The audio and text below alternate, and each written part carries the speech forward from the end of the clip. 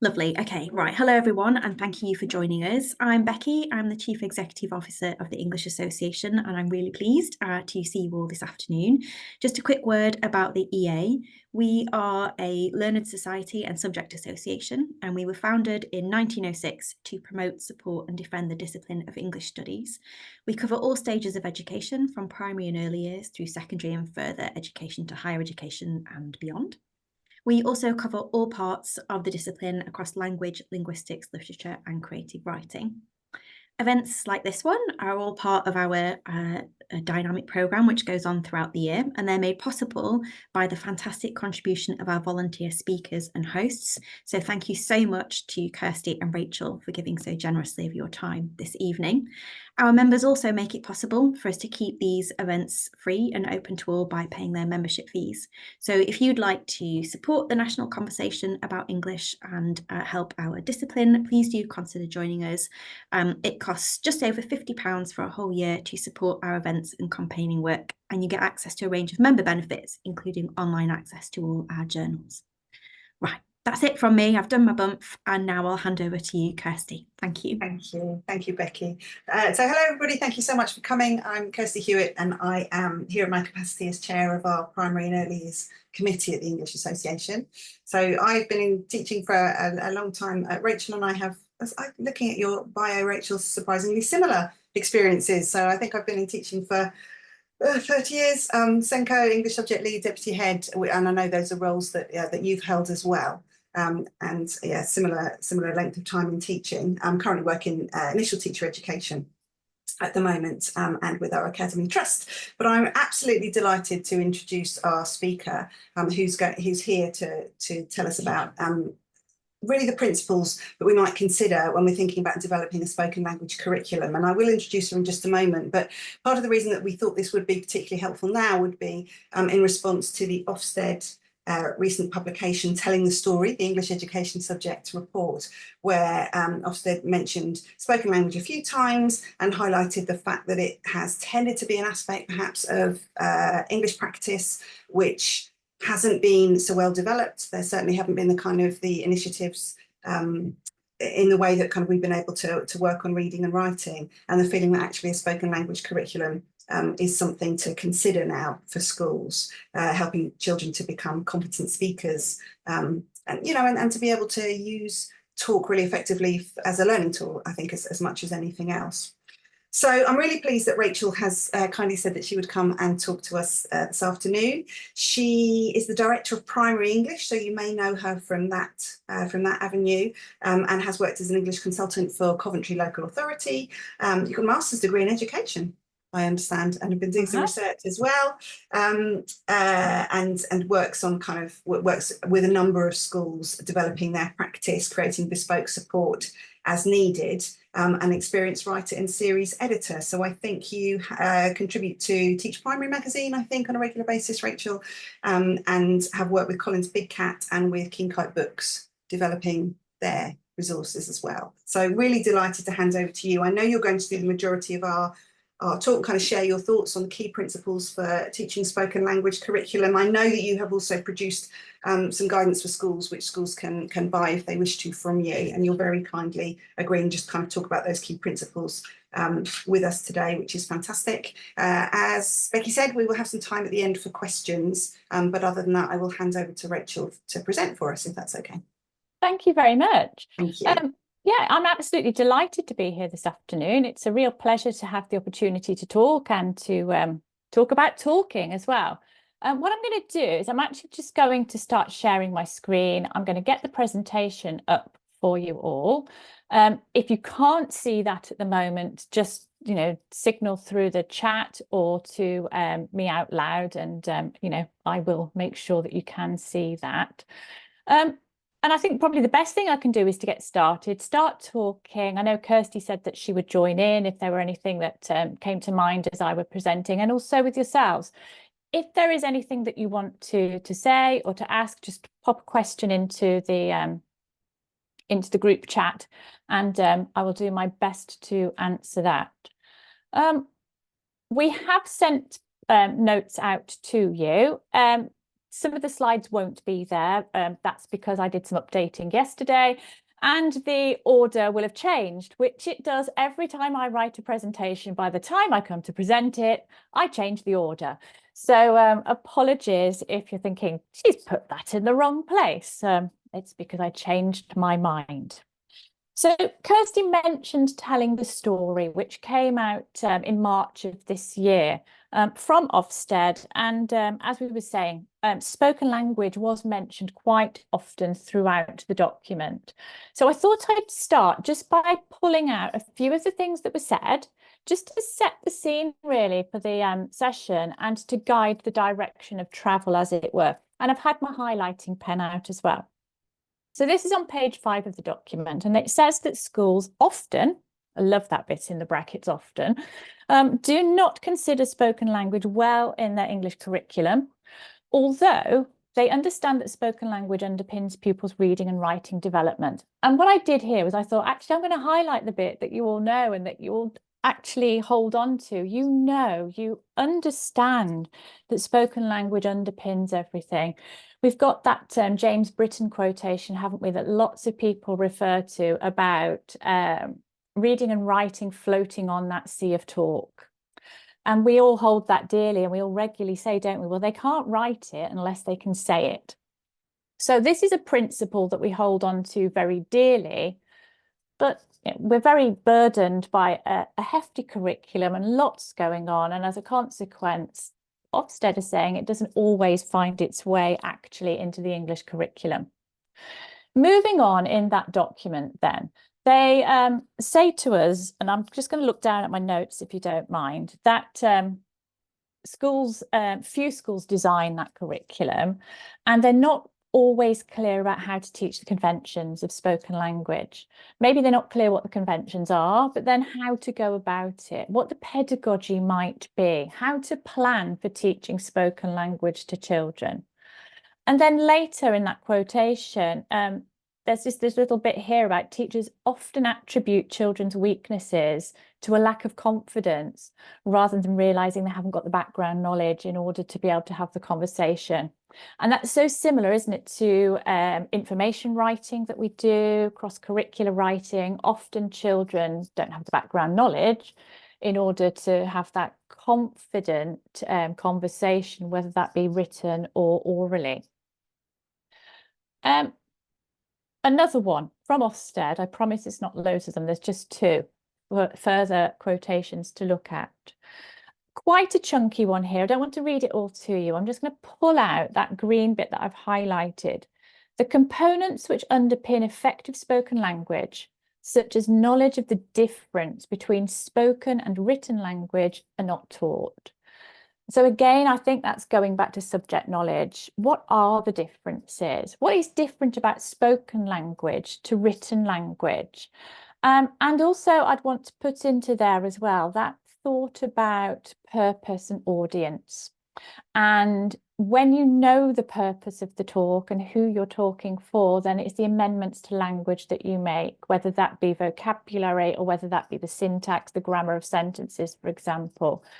But knowing those differences and how to address those in the classroom is another challenge that lots of us face in our schools. And then recommendations on spoken language. These were quite broad in telling the story. They were for primary and secondary.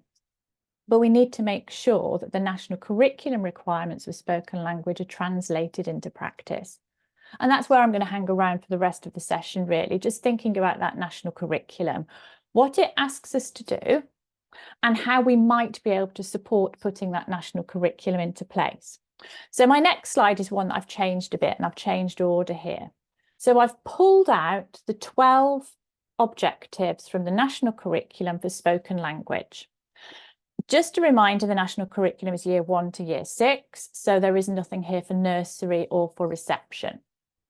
But from year 1 to year 6, we have these 12 objectives covering responding to adults and peers, asking questions, building vocabulary, down to being able to consider and evaluate different viewpoints and how to select and use appropriate register for effective communication, which kind of builds on what we've just been saying about knowing the difference between spoken and written language, and knowing, you know, which words, which phrases, which sentences do I need to use in order to hit that right level of formality.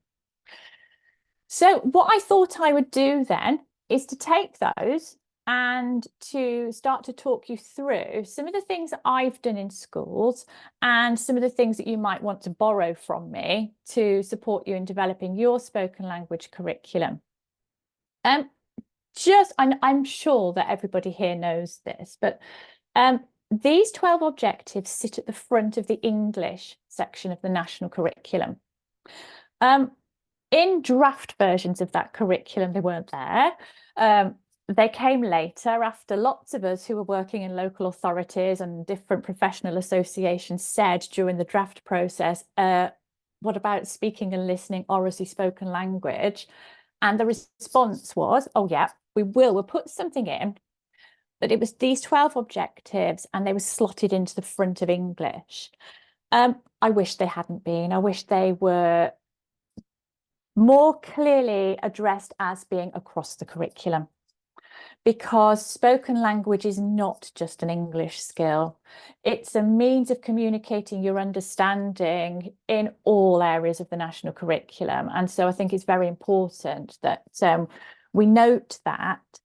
And whilst I am an English consultant, and so therefore my examples will, you know, 9 times out of 10 be from English, actually thinking about how do we put this into maths, geography, history, science, and bearing that in mind, because these 12 objectives should be taking place across the curriculum and not just in English lessons. So on this slide, I've managed to put it, haven't I? I've put language across the curriculum. This is the bit where it doesn't matter how much you rehearse, you know, you forget what comes next, don't you? In my notes here, things I'm going to pick up on then during the session, so hold me to this if I forget to talk about them. I will mention exploratory talk at some point, and I will refer to it in terms of mathematics, actually, because an example that I've used many times, which comes from David Reedy and Eve Burns' book about teaching primary English, is actually an example of exploratory language in a maths lesson where children are solving a mathematical problem together. And it's a delight. I haven't copied it here. I was really worried about copyright and, like, you know, screenshotting it. But it's such a lovely example of putting children together and giving them skills to explore through talk, and then using it to solve a maths problem. Graphic organisers. I am a little bit obsessed with graphic organisers. There are quite a few in this presentation. I just find not only do they help me sort my thoughts out, but they then scaffold me in talking to other people. And so with the children, I just think a graphic organizer is a great way of supporting their talk, because different types of graphic organizers do different jobs for different types of talk. Role play. We won't be role playing and dramaing this afternoon, so you don't need to worry about pushing back the tables or you know, getting into role or doing anything embarrassing. I won't make you do it. But there's that really important place for role play within this set of skills around spoken language. And, you know, I say that half jokingly about pushing back the tables, but it's that reminder, isn't it, to colleagues in school? Drama can be like as quick as that. It doesn't need to be, let's all go to the hall and write scripts. And then sentence stems. I think I've got 2 slides where I've talked about sentence stems. You know, they're not new, are they? But they're just so valuable for supporting children with talk, giving them a model that they can start to adopt and use for their own talk. So I've taken some of the 12 objectives. I can't do all 12 in the time that we've got. So I cherry picked some that I knew that I'd got bits and pieces for, and I'd be able to share with you this afternoon. So it's about asking those relevant questions to extend their understanding and their knowledge. It's really important that children ask questions and don't just answer them, isn't it? I'm an English consultant. I'm going to talk about guided reading, and I'll talk about it again in about 4 slides' time. when we're teaching guided reading, when we're talking about texts with children, we don't want to just fire questions at them, do we, like a pub quiz? We actually want those children to ask questions of us, to interrogate that text themselves and to build their understanding. So it's really important, and as I say, not just guided reading, across the curriculum. You want them to ask questions about, I don't know, the criminal justice system in the Middle Ages, if it's going to help them to understand crime and punishment, because that's a topic that comes up, isn't it? So question stems are really, really good for that. There are loads. All over the internet, there are question stems that you can find, develop, adapt, use with your children. I also think, because we're thinking outside of English, that thinking like a scientist, questioning like a scientist, thinking like a geographer and asking questions like a geographer. If we were secondary colleagues, we'd be talking about disciplinary literacy when we're doing that, but it's actually purpose, audience, the type of questions that I need to ask if I'm a scientist, and having some stems that my teacher has given me and some ways of asking those scientific questions, so that I talk about scientific process rather than how me and my friend put salt in water and stirred it. I need to ask the scientific questions about what process happened, what did I observe, and so on. And then I think collaboration, collaborative question generating, so working together. I'm really hoping that I remember to talk about collaboration again later. I've got some EEF slides that mention the importance of collaboration. But giving children the opportunity to think, pair, share, to think of questions they want to ask.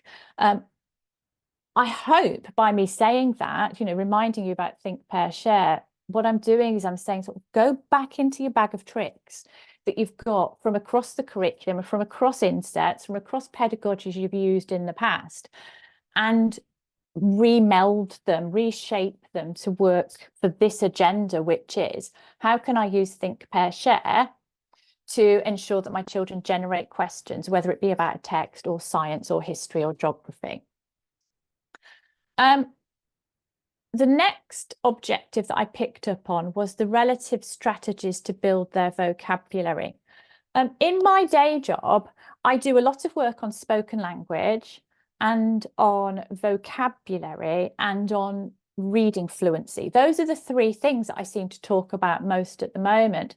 But actually, when I look at these objectives, I start to see how all of this dovetails, and you start to get this quite holistic view about what we're aiming for with the children.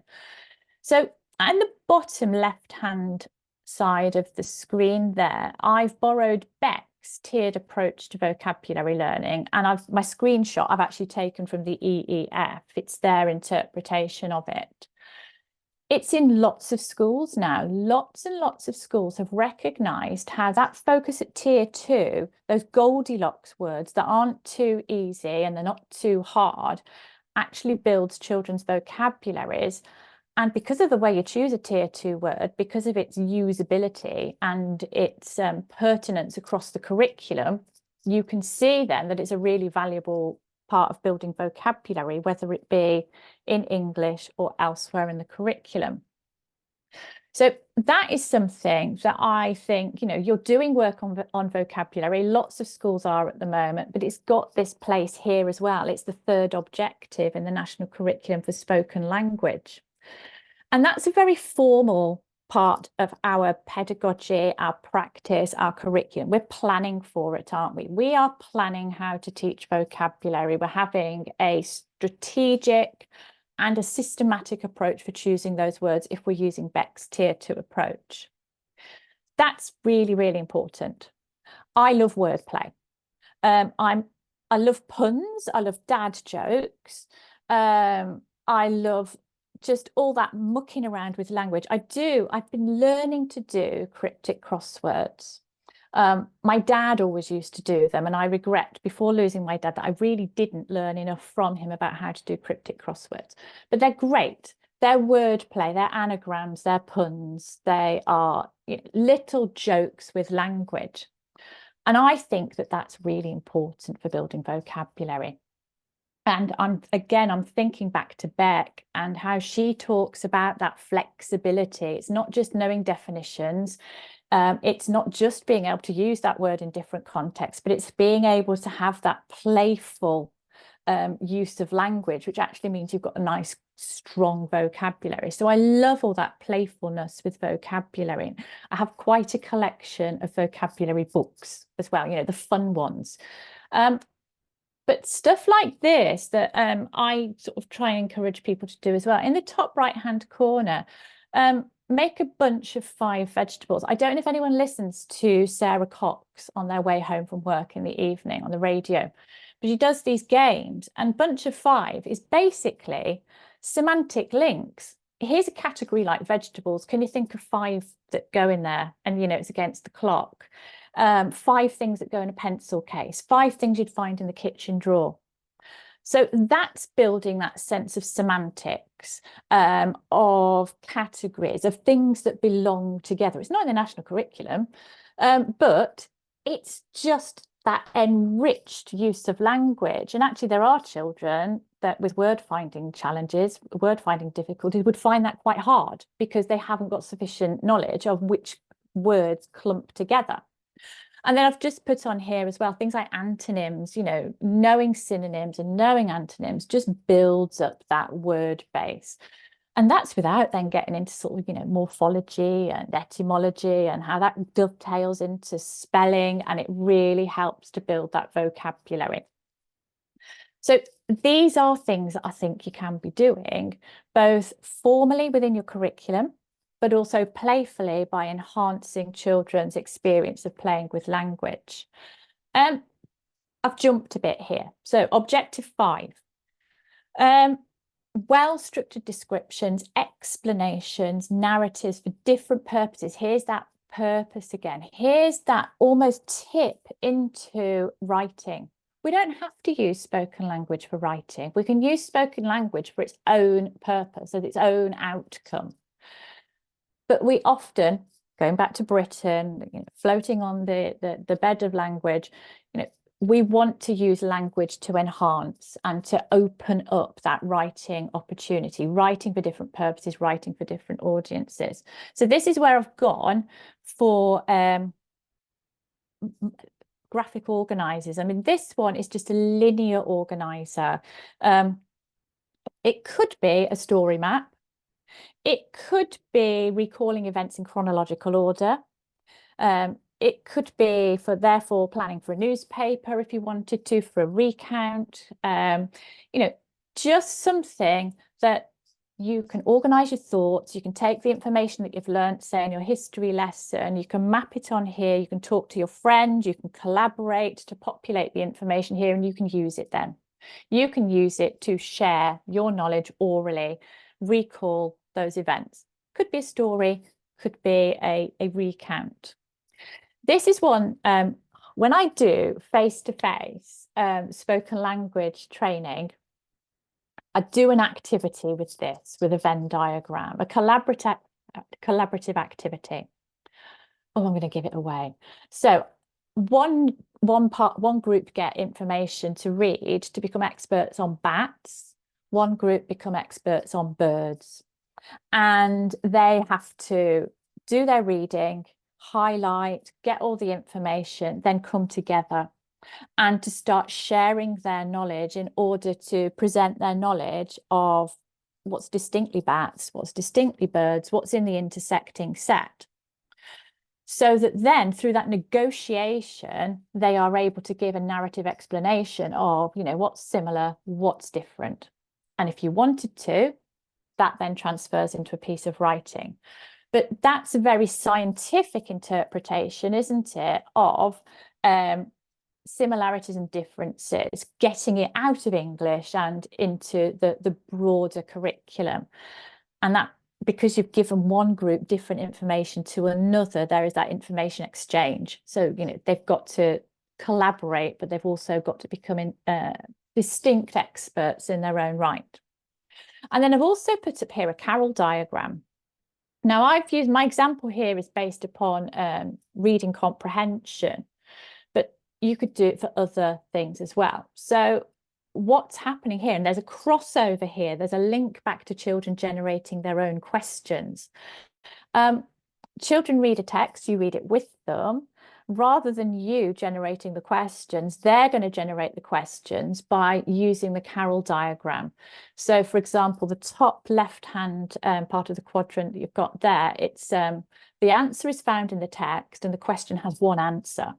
So that's quite a closed one, isn't it? It's quite a closed response. It's likely to be retrieval. It's going to be really easy to find. As opposed to top right-hand quadrant, the answer is not found in the text, but it has one answer. Bottom right-hand, the answer is not in the text. It's got more than one answer. And so it just guides the children towards finding different types of questions and responses. Some are very literal, and they, with experience, then start to get out of the text and to ask those quite open-ended questions that are quite speculative.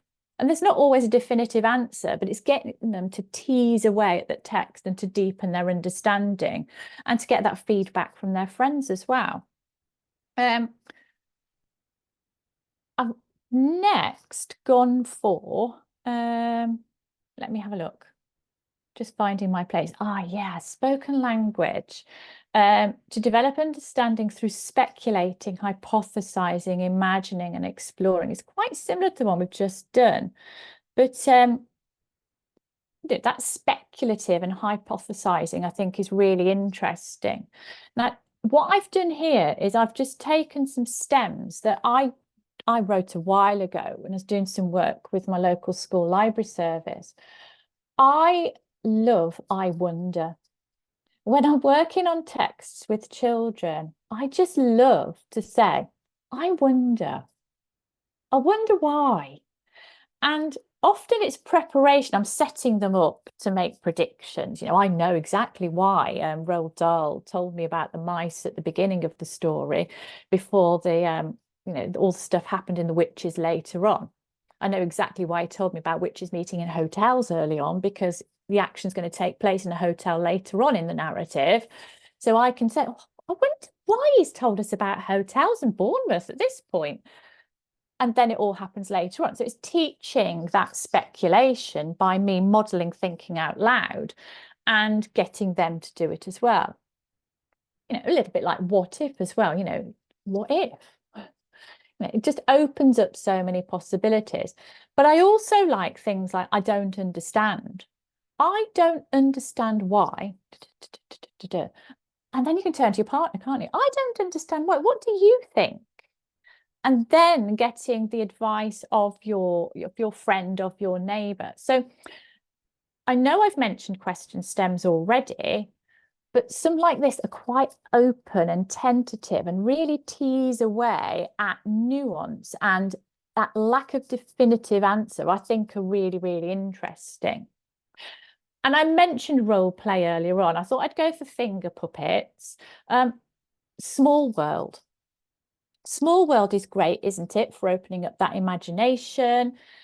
Finger puppets, lollipop stick puppet, something that gives the children a way of taking the voice out of their head and into something else.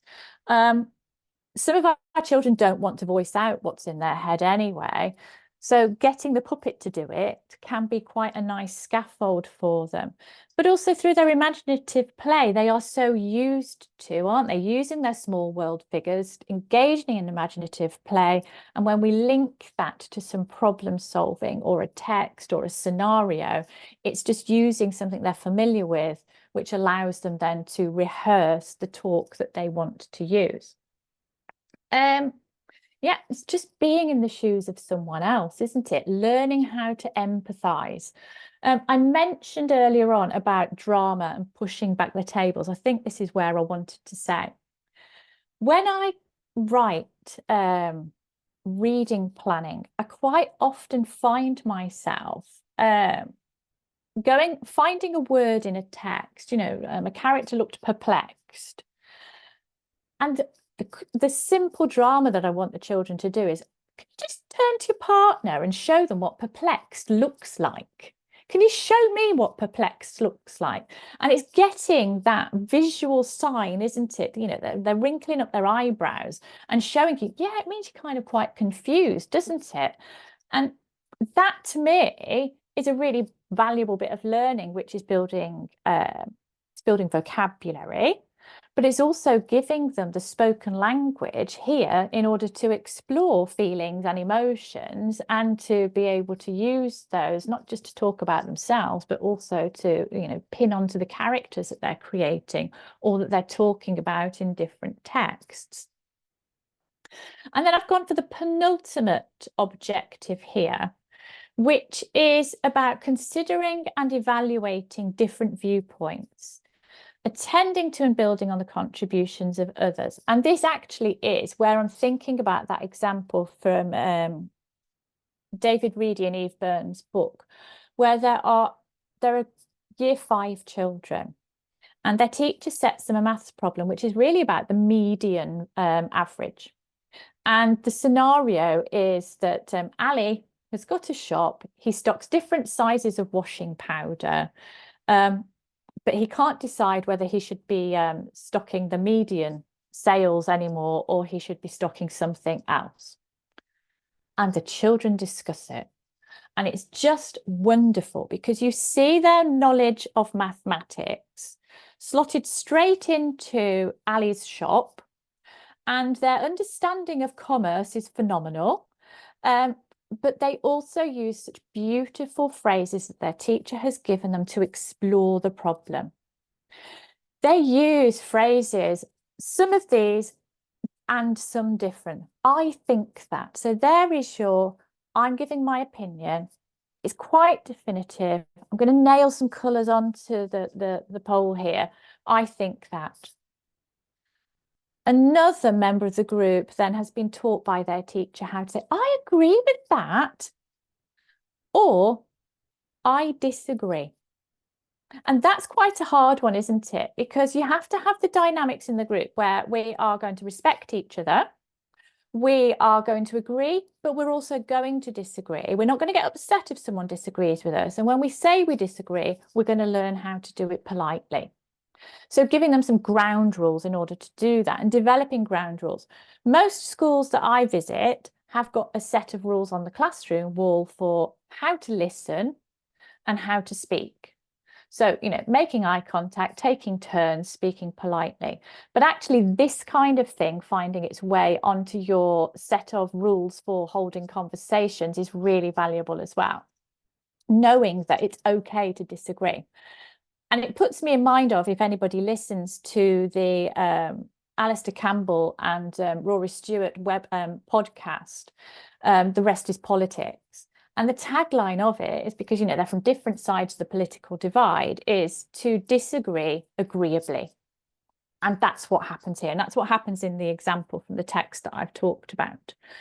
What's also important is how the teacher in that example gives children the wriggles, like, could it be? Or maybe, so that you can start to tease away and start to chip away at the problem, and you can start to bring in that little bit of nuance that maybe what we think could be adapted. Also giving children the skills to say, building on that point. So you've said this, but I'm going to add 2 more things that I think we should talk about. Commenting that something is interesting, and then, oh my goodness, this one. I've changed my mind. I've changed my mind because X, Y, and Z children told me A, B, and C, and now I think something different. And so giving them that because as well to justify everything they think is really, really powerful and really, really important. So that is my rattle through some of those objectives. I've got some other slides now that I'm just going to sort of pepper in, and then hopefully I haven't talked too much, for us to have any further conversations. Thank you, Rachel. Yeah, we've got a few minutes left. We've got about 9 minutes left. Right. So yeah, so if people would if you want to start to think Yeah. about any questions that you've got, and possibly post them in the chat, and then Rachel can do her little bit of chat, and hopefully we'll have a few minutes at the end to answer as many as we can. Thank you. You're welcome. And I will click. I'll just click as we go through these. Right. There's the 12 objectives. This speech bubble has a question in it that I ask teachers regularly. Are there any of these objectives that you think are particularly challenging in any particular year group? At which point people go, yeah, year one. There are, and usually things like register and standard English and a debate, for example. And what interests me about it is the non-statutory guidance. You know, we don't have to follow the non-statutory guidance. It's not statutory. However, there's always useful stuff in the non-statutory guidance in the national curriculum. And it's things like the statements apply to all year groups.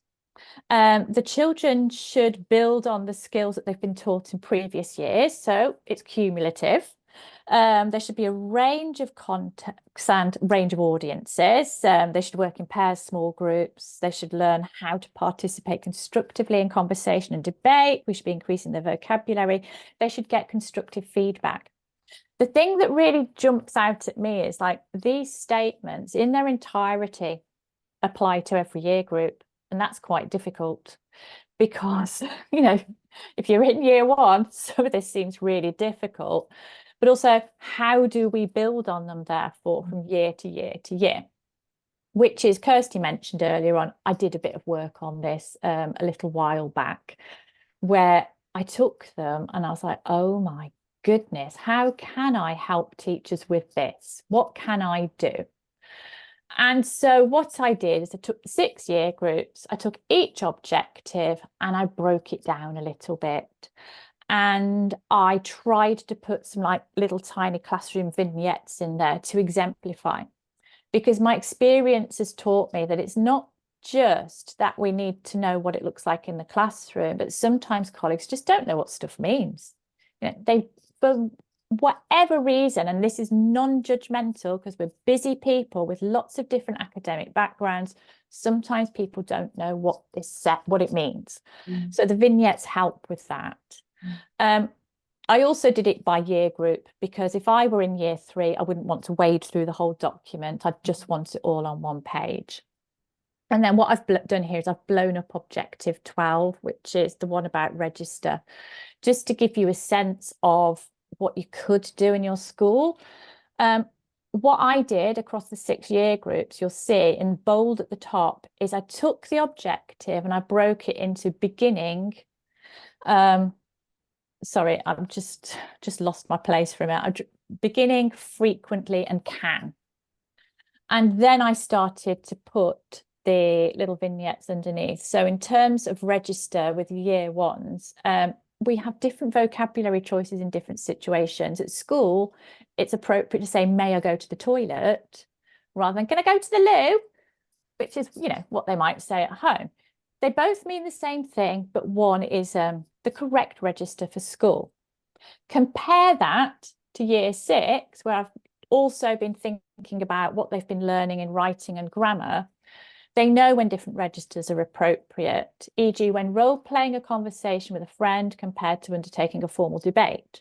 They can draw on their vocabulary knowledge of more formal language when required. They can use standard English structures such as the subjunctive mood to hypothesize or to sound highly formal. So just taking that little staged approach, but also trying to knit together stuff that comes elsewhere in the curriculum, like the subjunctive mood, which poor old year 6 teachers have to deal with. Probably not this term, but or certainly not this half term, but you know, later on in the academic year, they will be doing that. There is a code. If you did want to get it off me, you're under no obligation. I hate sales. Spoken 24, jot it down. That's the code. You get 50% off on the website. So it's £6.25. I'm skipping that. I hate sales. Assessment. We've not really got time to do a lot about assessment, but no. Basically, everything that we've talked about here today is really Vygotskian. It's all about social constructivism. It's about drawing on social interaction. It's about understanding that those different interactions require different types of spoken interaction from the children, and that if we're going to assess them, it has to be for those different purposes and those different audiences, rather than a sort of blanket sort of A, B or C across the piece for spoken language. Some children are going to be amazing with standard English, but they're not going to want to get involved in a debate because they're really, really shy. And then if you want to get started, my advice, and I promise I won't keep talking for much longer, is if you want to get started on a spoken language in your school, choose an area of the curriculum. Most schools that I work with start with guided reading, probably because guided reading is the natural place to have conversation and questioning and back and forth. It's not the case. Some schools just decide to go for mathematics or for science, but choose an area because you don't want to overburden people. Also select objectives from the national curriculum. There are 12 objectives. You could do 2 per term, couldn't you, for 2 years? You could do 4 per term for 1 year. You know, choose them so that you're not overburdening people. And then plan for spoken language to be part of learning, not additional. You know, it's a really key learning skill. It's not something that we add on. And if you want further support, do go to the EEF's Improving Literacy documents, whether it be the early years, the Key Stage 1 or the Key Stage 2. Strand 1 on each of them is about spoken language. You've got these slides from me where I just highlighted what they say in each of those sections. Things like talking with rather than talking to children, collaborative activities, and things like extending vocabulary, quality dialogue in the classroom, the opportunity to work collaboratively. And do go to Voice 21 because they're doing amazing work. And, you know, this, I think this sums it up. This particular graphic, I told you I love a graphic organizer. Learning to talk and learning through talk. And in the middle of that is oracy, you know, where they intersect. It's such a powerful little image. And their little oracy framework is very helpful as well. It's not the national curriculum, but it is a way of interpreting what different skills we've got to be involved in spoken language. Thank you, Rachel. Can I just back to the oracy framework, because we have got one question, only one, and we've just about got time to do it. So, oh, cool. Karen has asked about whether there are useful resources like the oracy framework from Voice 21 that link to these aspects of spoken language. I mean, certainly it's something that I've been using on my work with schools. We just kind of put it up and look at it, and then kind of are making connections to some of the activities that we're doing. So when you talked about your I wonder questions, you know, you've got that kind of context in the lesson. I've been developing kind of just using the oracy framework, because as you say, it's not the national curriculum, however useful in terms of awareness of components of talk for children mainly. What do you think about kind of useful resources? I love it. Aspects. I love this. I think it's really valuable. And actually there are schools as well that when they're developing their oracy, their spoken language curriculum, they will choose, you know, different areas here. Yes, to work on. It's great. It just, again, what it does is it gives you a vocabulary for spoken language. So it starts to tell you, for example, things like register and grammar are part of a linguistic strand. You know, that's very helpful. But it's also got that social and emotional aspect. It's and you know, you've got the cognitive, which includes you know, self-regulation, being able to work in a group with other people. So yeah, I really value this. And certainly I've started looking at how that fits alongside the spoken language curriculum, because I mean, obviously we're not going to share the spoken language curriculum with children, but we can, if we want to, share this or share aspects of it, and to help them to kind of think about what they're doing in their spoken language. I think for me that's where it's really powerful. It is, and there are child-friendly versions of this. I do think you probably need to be a Voice 21 to access all of them, but they have put a lot of it into child speak.